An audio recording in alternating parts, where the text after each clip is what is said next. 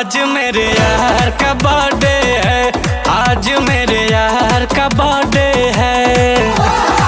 यार का बर्थडे है, मेरे दिलदार का बर्थडे है। आज मेरे यार का बर्थडे है, आज मेरे यार का बर्थडे है।